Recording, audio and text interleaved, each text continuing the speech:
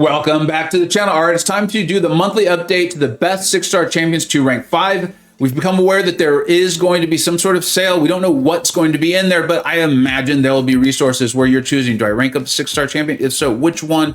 Are there 7-star champions? So that is why we do this every month, and we will continue to add the champions as they are warranted. I will do all of the preamble, explaining the legend, the various categories. I'll do a little bit of that in the video itself, but we'll do the longer version at the end of the video because I know a lot of you know this, and I know a lot of you are going to pull up that spreadsheet, which is linked in the description, and you'll be able to read the legend for yourself. While you're there, make sure you go check out all of the MCoC Illuminati to thank them for all of their help and knowledge that they share here, but also so you can go and subscribe to their channels, hit that bell so you are notified whenever they stream or put out a video so you can get better at this game while being entertained.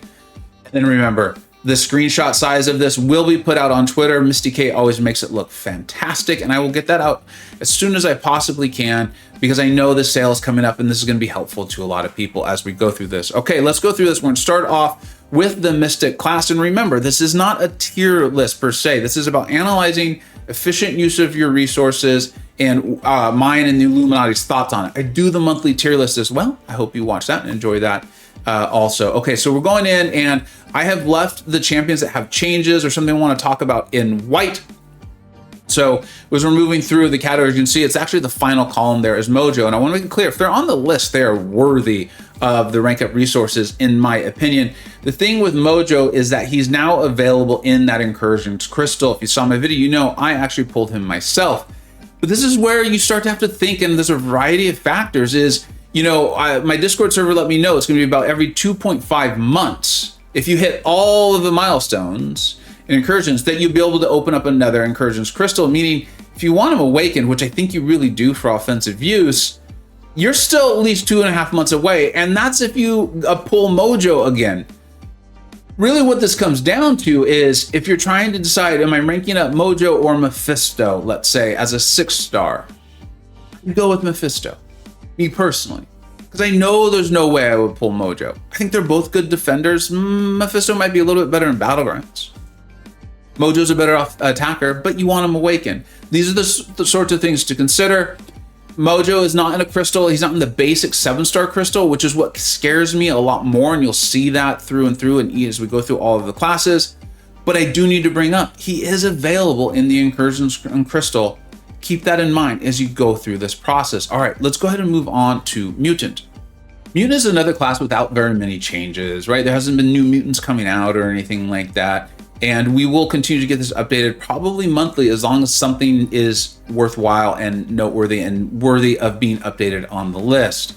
As we go through, the only two that I really want to call out, and I forgot to make this one in the white, but that's fine, we'll leave it alone for now, is Iceman. Both Campo, Tom Jarvis, and DLL all called out Iceman.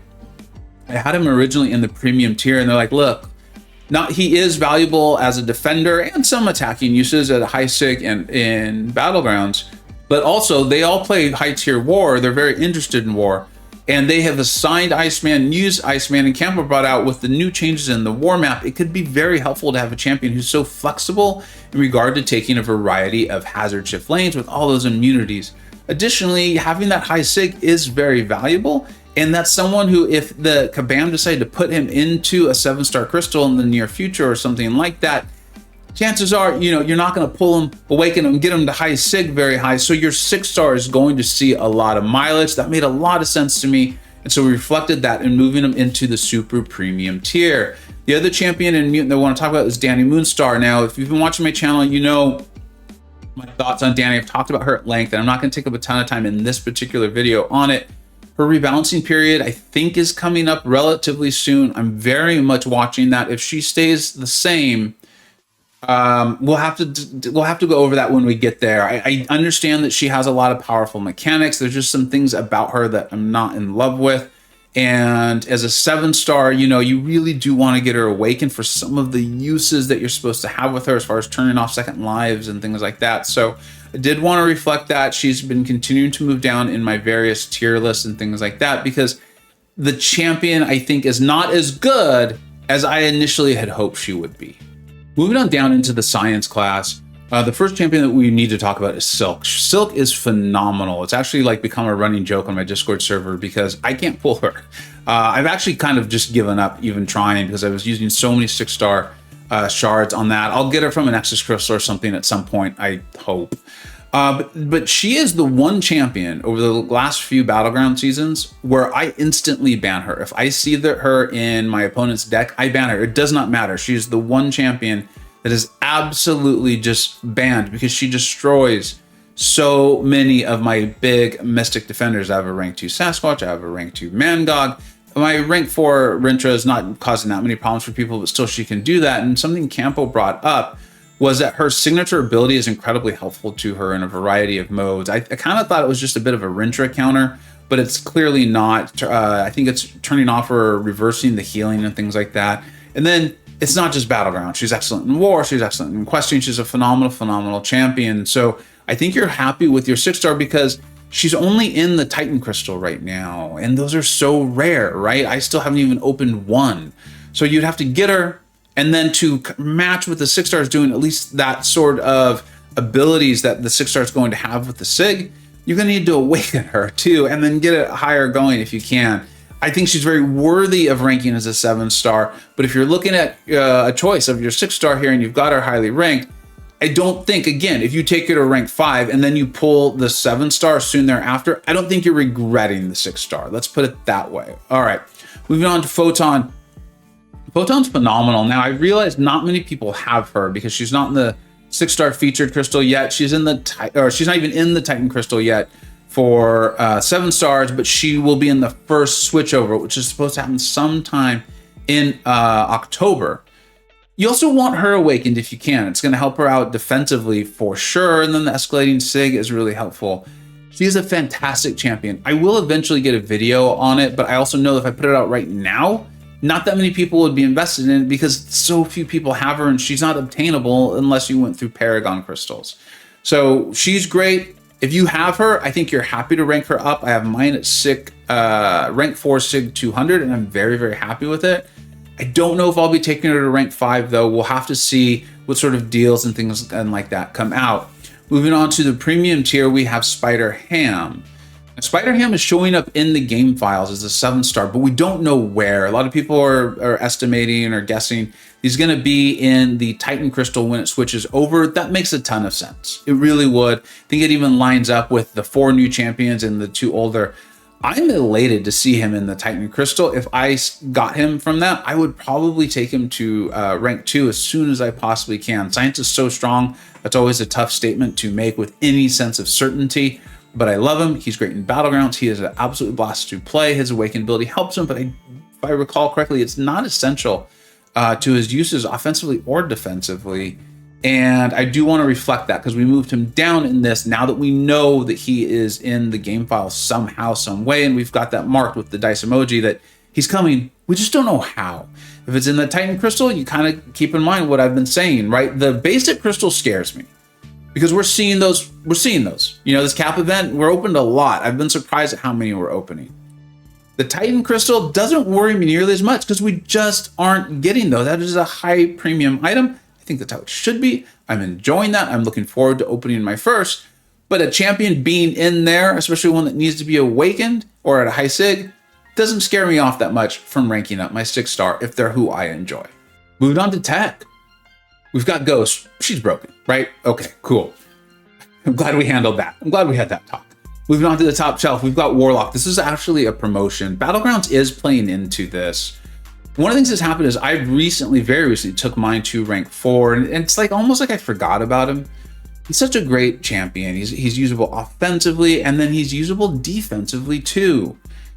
Additionally, especially if Battlegrounds, and that's why he's got the Battlegrounds emoji. If you're using him in Battlegrounds, if that's an important mode to you, or even War, right, where you're wanting to degen the defender, if they're running willpower and those sorts of things, then I think you're still very happy with your 6-star. Again, he's in the Titan Crystal. He's not in the basic Crystal, meaning you really got it. I mean, it's hard to get the Titan Crystal, and then you got to pull him, and then you got to awaken him again. You got to pull him again to get him awakened. So there's a long way to go. I think if you really enjoy Warlock, I think if PvP modes are very important to you and you're enjoying those, I don't think him being in the Titan Crystal should be the only reason you hold off from ranking for him. I'm sure you're starting to get the formula, the way I'm thinking about this and the way this is formatted.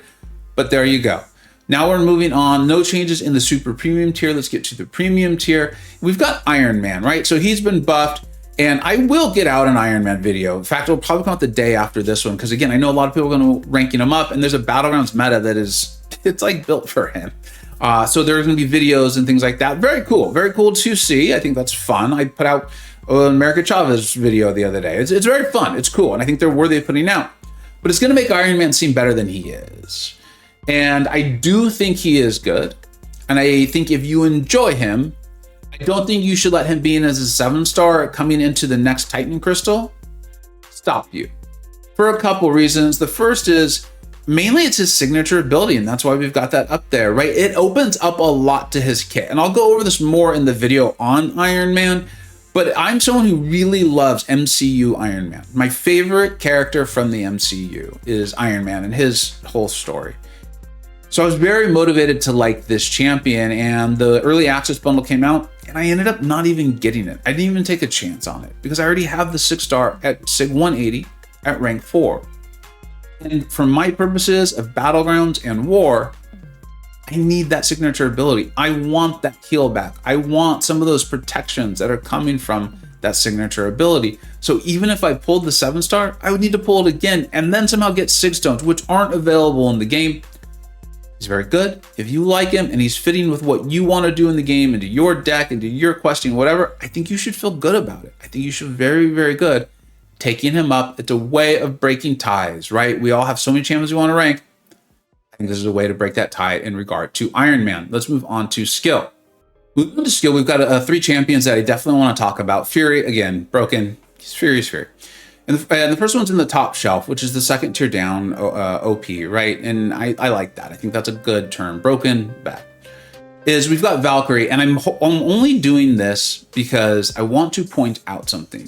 I'm the one always saying, rule number 1, the champion you enjoy most. Well, we got so many rank up sources at July 4th that it's like, I see how good Valkyrie is. She's phenomenal. I should rank to rank 5. Don't really know how to use her well. I mean, I get the basic idea, but manipulating her combos and using it in pressurized mode like Battlegrounds, I am horrible at it. And she's not even in my Battlegrounds deck. And so don't do what I did. Don't make that mistake. Additionally, I made a similar mistake with Baron Zemo, who we have in Super Premium. That's why I've got them both there. You can see they have the little lion emoji. I mean, these were my own personal rank ups. He's fine. He's good. I think he's really fun. I enjoy playing him. He's not even in my Battlegrounds deck, and I ranked him up because I wanted to use him in Battlegrounds. Now, Photon's here, and he's excellent for that, so I'm not saying he's pointless. He's a good champion. He's very good. But I really wanted to emphasize, I didn't even listen to myself and my own rules. Now, eventually, I'll probably be very happy to have them both at rank 5, but I know my Battlegrounds deck would be significantly better if I had Nick Fury and Kingpin at rank 5, as opposed to Valkyrie and Baron Zemo. Don't make that mistake. Moving on, I want to call this out. These other 2 things here is we've got Atuma and Masakura. Atuma actually has had a massive demotion in this. He's very good. He's very, very good. I'm not taking that away from him. This is not a reflection on how good these champions are. I can remember, not a tier list. But with Atuma, he's coming in the Titan Crystal. That doesn't scare me too much because you really do want him awakened for Battlegrounds use. But I think for offensive use, you really want him at that super high sig. Not in a rush to take my 6-star to rank 5. It'll depend on what sort of resources we get over the next month or 2. But I think if you really enjoy him, and he can do things on offense, he can, especially if champions are trying to put debuffs on him and things like that. But if you're enjoying him and you like him and you want that bigger, beefier defender, which is starting to happen, my rank 4s aren't holding up quite as well in Battlegrounds these days. I think he's very well worth ranking. Just keep in mind, he is going to be in that Titan Crystal. And then the other one, where I did listen to myself, is Masakura. I've taken him to rank 5. I've ascended him. The negative is he's almost always banned in Battlegrounds now, so I don't get to play him. But he's phenomenal. I'm so happy with him. I'm now trying fights that I've been told and I've seen that he can take that I would have never taken with him before. And I'm having an absolute blast playing my Masakura and just trying stuff out and having fun in Battlegrounds and in War and in questing content. So always make sure you rank up the champion you enjoy most. Now let's cover the final class before we go and do, I guess it's a post-amble. I'm not sure what the correct term is, but we go over the legend and all that stuff. We've got the Cosmic class. Not a lot of changes in this one either. except for, again, just pointing out that the Titan crystals is not coming that often. So if you like your Null, if you like your Hyperion, I think you're okay, especially because I think you want them both at least awakened. With Hyperion and Null, you want that high sig. The one champion I do want to point out is Vox. I think the community is starting to see the value in Vox, at least on my Discord server. Belganos pulled him, and we have also some extremely smart players who are like, look, Vox is really good. It's going to be a lot of damage. But I'm even starting to see that in comments on my videos where people are like, I have Vox and they're destroying fights and they seem fast enough for Battlegrounds. And they also seem to have a ramp, meaning there's more there. If a fight lasts longer, if there's Everest content or something like that, this might be a champion that's used and really awesome. I would not be surprised to see Vox move up in my general rankings and only being held here to the premium tier or going to super premium because they are available in the Titan Crystal. And from what I can tell, doesn't really need that awakened ability. I really like Vox. If you have Vox, please let me know in the comments. And that's where I've learned a lot. And then, of course, like I said, my Discord server, Felganos, and some other very, very smart players. This was the best champions to rank 5. I hope you enjoyed it. I hope it was helpful. I know a lot of you have told me that it is. So it's great to know. It's helped let me know that we'll continue to update this and help people out.